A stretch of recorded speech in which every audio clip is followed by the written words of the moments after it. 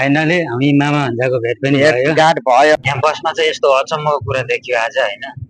यो भिडियो चाहिँ ब्यालेन्स सरकारसम्म पुर्याउनु पर्यो होइन।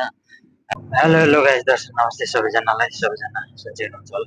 आज चाहिँ हामी यात्रामा निक्लेका छौँ है, देख्न सक्नुहुन्छ बसमा छौँ हामी अहिले। बस चाहिँ घुरिरहेको छ टक्क लगाएर कहाँसम्म जाँदैछौँ भन्ने कुरामा। कम्तीमा पनि हामी 4 घन्टाको यात्रामा बसमा 4 घन्टाको यात्रामा हिँडिरहेका छौँ। कहाँसम्म हुन्छ भन्ने कुरा अब यही भिडियोमा तपाईँहरूले देख्नुहुनेछ। यो पनि अन्तिमसम्म हेर्नु होला, एकदम रमाइलो हुनेछ आजको भिडियो चाहिँ भन्ने लागिरहेको छ। घुमघाम पनि छ आजको दिन, रमाइलो गर्नुपर्छ जिन्दगीमा, मरिलानु केही पनि छैन साथीहरू होइन। त्यसैले आज चाहिँ हामी घुम्न निस्केको छौँ।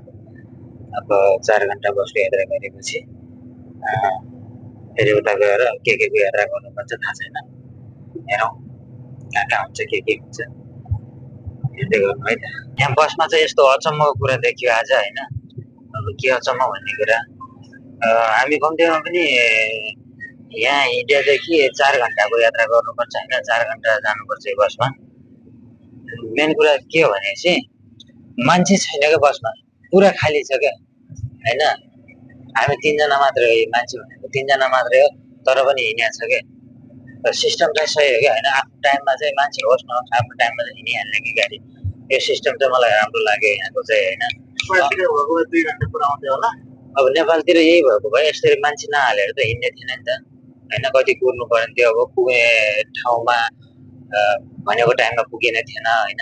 तर यहाँ चाहिँ फिक्स टाइम, हामी बिहान 7 बजे हिँडेको, 7 बजे, अनि मान्छे चाहिँ छैन तर पनि गाडी हिँडिसक्यो है।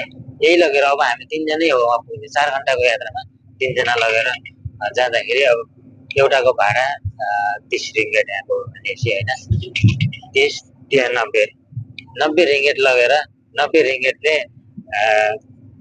4 घन्टाको यात्रा जानुपर्ने के बस भने तेल कति खर्च होला होइन। बिचमा अब अनि अरू पनि यताउता खर्च हुन्छ।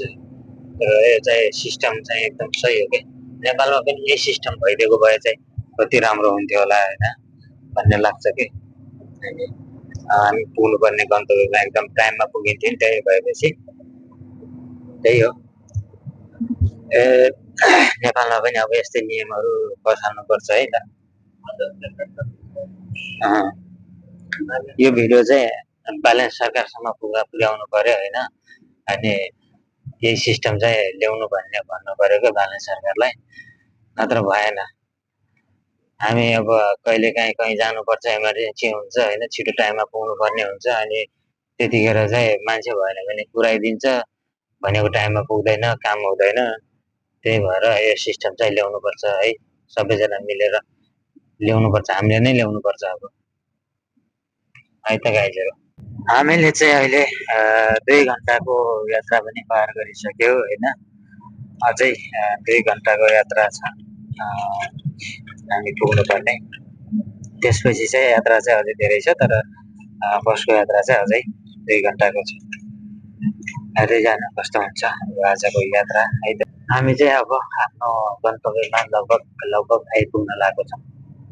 मात्रै थोरै केही मिनट मात्र बाँकी छ सायद। यसो हेरेर चाहिँ लाग्छ।